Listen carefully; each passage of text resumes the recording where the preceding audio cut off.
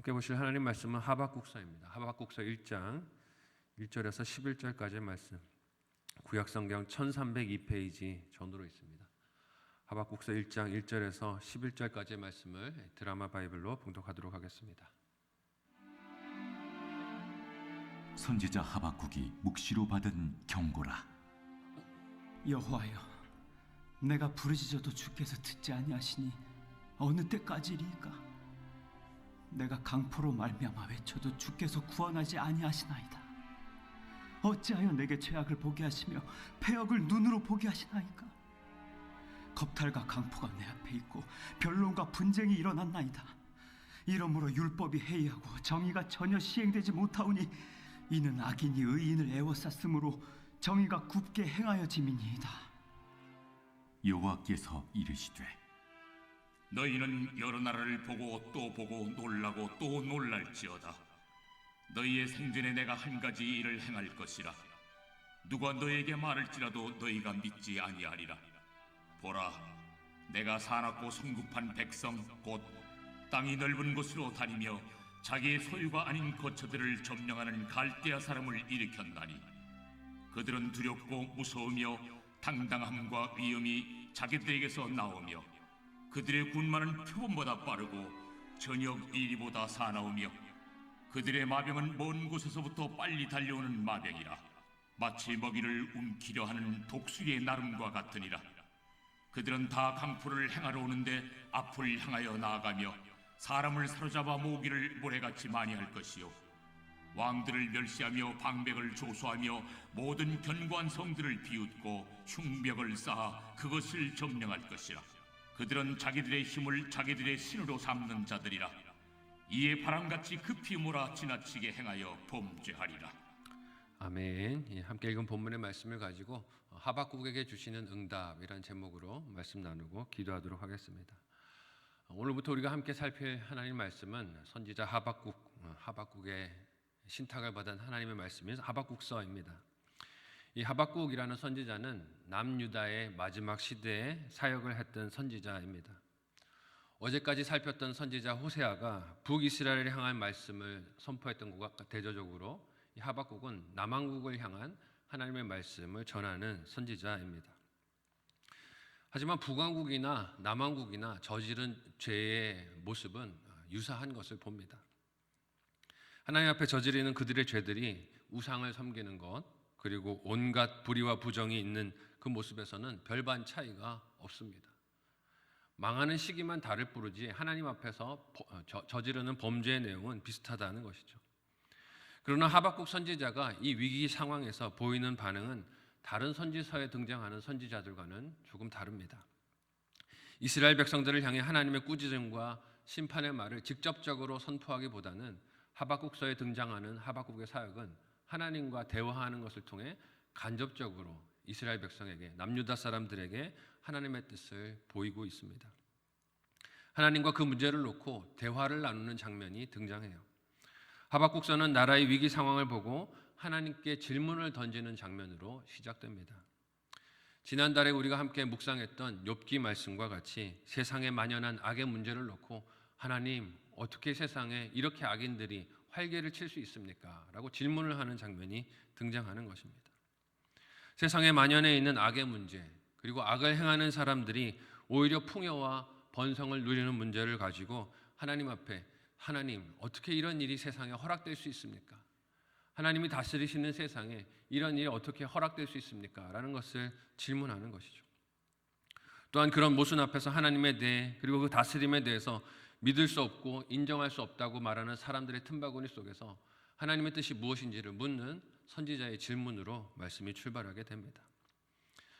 먼저 하박국은 하나님께 무엇을 오늘 본문에서 질문하고 있습니까? 함께 1절에서 4절까지의 말씀을 한 목소리로 읽어보도록 하겠습니다.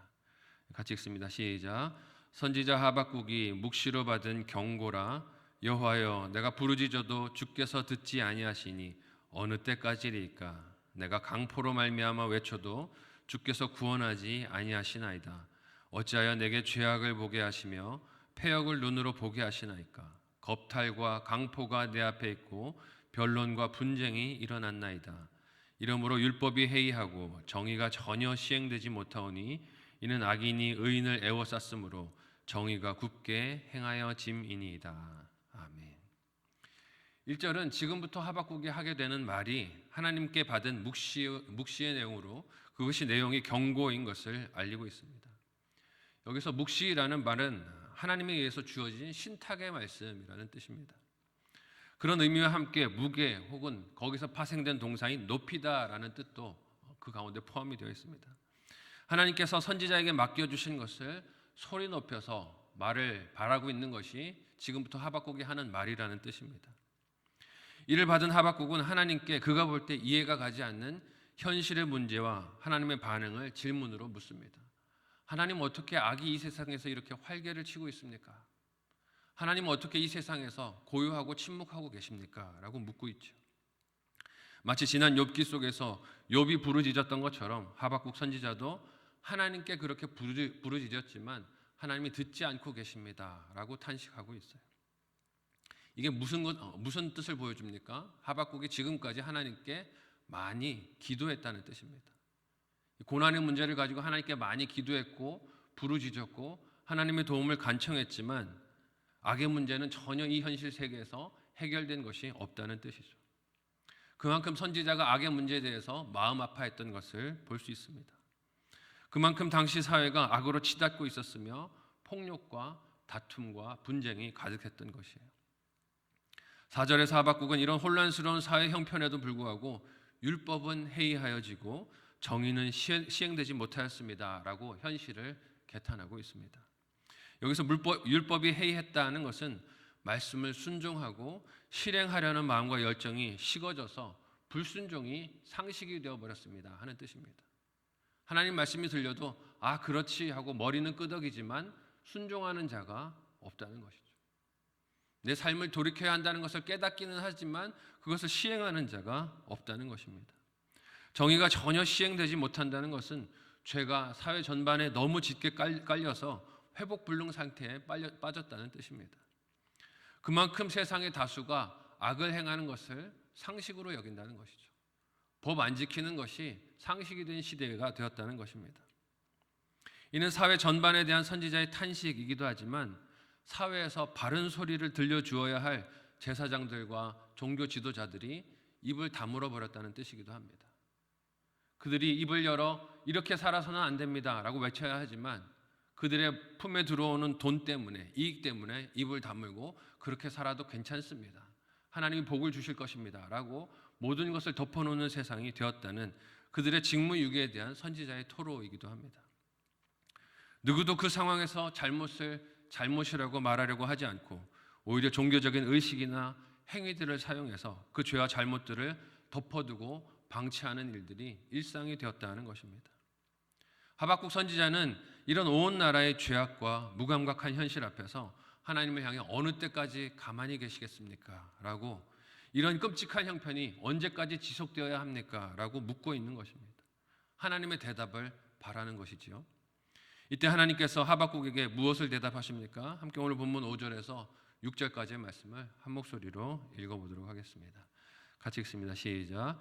여호와께서 이르시되 너희는 여러 나라를 보고 또 보고 놀라고 또 놀랄지어다. 너희의 생전에 내가 한 가지 일을 행할 것이라. 누가 너희에게 말할지라도 너희가 믿지 아니하리라. 보라 내가 사납고 성급한 백성 곧 땅이 넓은 곳으로 다니며 자기의 소유가 아닌 거처들을 점령하는 갈대아 사람을 일으켰나니. 아멘. 어떻게 하나님의 백성이 사는 거룩한 땅에 이렇게 부정함과 악과 불의가 득세할 수 있는지 물었던 하박국에게 하나님은 이방인 나라 갈대아가 일어나는 것을 볼 것이다 라고 말씀을 하십니다. 그 사람들이 일어나서 하나님의 백성들을 침략하는 장면을 너희가 만나게 될 것이라고 하세요. 이는 하나님께서 자기 백성에게 주신 말씀을 듣지 않고 순종하지 않았기 때문에 하나님이 보내실 심판인 것을 말씀하십니다. 그런데 그 방법으로 인해 하나님 백성이 겪게 될 감정이 어떻다고 말씀하십니까? 너희는 놀라고 또 놀라고 두려울 것이다 라고 하십니다. 하지만 하나님께서 이렇게 유다 백성이 놀랄 일을 행할 것이라고 종을 보내셔서 선지자를 보내셔서 말씀을 하셔도 그들은 믿지 않고 듣지 않는다는 것이에요. 이유가 무엇일까요? 그만큼 마음이 완고하다는 것이죠. 말씀이 들려도 나는 해당 사항이 없다라고 여기고 살아가는 것입니다. 하나님의 말씀을 가볍게 여기는 태도가 드러나는 것이죠. 하지만 그들의 무시와 완고한 마음이 6절에서 나오는 사납고 성급한 갈대아 사람들의 공격, 즉 바벨론의 침공은 무시할 수 없을 것이다 라고 말씀하십니다. 이어 등장하는 9절에서 하나님은 바벨론을 통한 징계의 괴로움이 어떨 것이라고 말씀하십니까? 함께 7절에서 9절까지의 말씀을 한 목소리로 읽어보도록 하겠습니다. 같이 읽습니다. 시작. 그들은 두렵고 무서우며 당당함과 위엄이 자기들에게서 나오며 그들의 군마는 표범보다 빠르고 저녁 이리보다 사나우며 그들의 마병은 먼 곳에서부터 빨리 달려오는 마병이라 마치 먹이를 움키려 하는 독수리의 나름과 같으니라. 그들은 다 강포를 행하려 오는데 앞을 향하여 나아가며 사람을 사로잡아 모으기를 모래같이 많이 할 것이요. 아멘. 아마 하나님의 경고를 들은 유다 사람들은 바벨론이라는 나라가 멀리 있으니 설마 우리나라까지 오겠는가라고 생각했을 것입니다.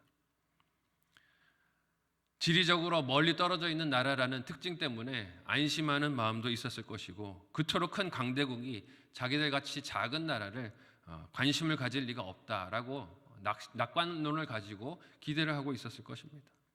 그러나 하나님은 심판의 도구로 사용하실 바벨론이 그런 인간적인 기대나 생각들을 다 뛰어넘어서 그들의 욕심과 허기를 채우기 위하여 반드시 올 것이라고 하십니다. 표범처럼 들짐승과 같이 이리와 같이 그렇게 유다를 침공할 것이라고 말씀하세요. 그 침략에서 어떤 자비나 긍휼도 너희는 기대할 수 없을 것이라고 경고하십니다. 왜 이런 경고를 하실까요? 침략을 받았을 때 하나님이 보낸 것을 알아듣고 깨달으라는 것입니다. 돌이킬 줄 모르는 완고한 유다 백성들에게 두려운 침략의 소식을 듣고 돌이켜서 악을 떠나라고 이 일을 미리 경고해 주시는 것이에요. 다시금 하나님께서 말씀하시는 채찍과 회초리로 사용하실 바벨론의 특징이 어떻다라고 하십니까? 함께 10절에서 오늘 보면 마지막 11절까지를 한 목소리로 읽어보겠습니다. 같이 읽습니다. 시작. 왕들을 멸시하며 방백을 조소하며 모든 견고한 성들을 비웃고 흉벽을 쌓아 그것들을 점령할 것이라. 그들은 자기들의 힘을 자기들의 신으로 삼는 자들이라. 이에 바람같이 급히 몰아 지나치게 행하여 범죄하리라. 아멘. 바벨론의 특징은 한마디로 말하면 교만입니다. 믿는 것이 자기 손의 힘이라고 해요. 그 어떤 것도 두려워하지를 않습니다. 그들은 왕들이라도 멸시하고 지도자들을 비웃어 조소하며 아무리 높이 쌓아 올린 성이라도 비웃으며 침공하기를 멈추지 않을 것이라고 합니다. 너희가 높은 성을 쌓아놓고 이것이 나를 지켜줄 것이라고 착각하느냐? 그렇지 못할 것이다 라고 말씀하시는 것이에요. 그 어떤 것도 바벨론의 침공 앞에서 의지할 방어수단이 되지 못함을 말씀하십니다. 그 힘이 얼마나 빠르고 막강한지 침략하는 자들의 신이 자신들의 힘 자체라고 합니다. 그야말로 교만이 하늘 찌르는 것이죠. 세상에 어떻게 이런 악이 득세하고 있습니까? 라고 물었던 하박국에게 하나님은 그들보다 훨씬 더 악하고 잔인하고 잔혹한 이방 나라 바벨론이 와서 남유다를 폐허로 만들 것이라고 합니다. 하나님의 공의와 회복을 기대했던 선지자 하박국에게 하나님의 이 말씀은 충격이었을 것이에요. 하나님 공의를 회복해달라 그랬지 더 큰 악이 와서 이 악을 다 부서뜨려 달라고 한 것이 아닙니다. 얼마나 당황스러웠을까요? 그러나 지난 호세아서의 말씀과 같이 이 무너짐이 있어야 진정한 회복이 있을 것이기에 하나님은 더 악한 자들을 써서라도 악인들을 심판하시고 하나님의 공의를 세울 계획을 준비하고 계십니다. 이 하나님의 사랑이 우리의 구원을 위해서도 역사하고 계심을 잊지 말고 믿으시기를 바랍니다. 우리의 삶에 이해하지 못하는 일들이 벌어질 때가 있어요. 하나님, 공의가 서야 하는데 왜 악인들이 득세합니까? 그런데 더 큰 악인들이 일어나서 이 상황들을 짓밟는 것 같은 이해가지 않는 악의 문제들이 우리의 삶 가운데 있을 수 있습니다. 하나님이 고쳐주시라고 기도를 했는데 더 큰 질병의 문제가 찾아오거나 더 큰 경제적인 문제가 찾아오거나 더 큰 어려움이 우리의 삶에 밀려들 때가 있어요. 그러나 이해가 되지 않는 상황과 문제 속에도 우리의 삶을 구원으로 이끌어 가시는 하나님의 손이 그 악을 이용해서 우리의 삶을 하나님의 길로 이끌어 가심을 잊지 말아야 합니다. 이해가 되지 않아도 하나님은 그 너머에서 우리를 살리고 구원하시려는 뜻을 포기하지 않는 분이십니다. 그 하나님을 말씀 안에서 만나 삶의 어려움들을 말씀을 통하여 해석하고 구원의 은혜를 누리는 복이 저와 여러분에게 함께 하시기를 예수님의 이름으로 간절히 소원하고 축복합니다. 아멘.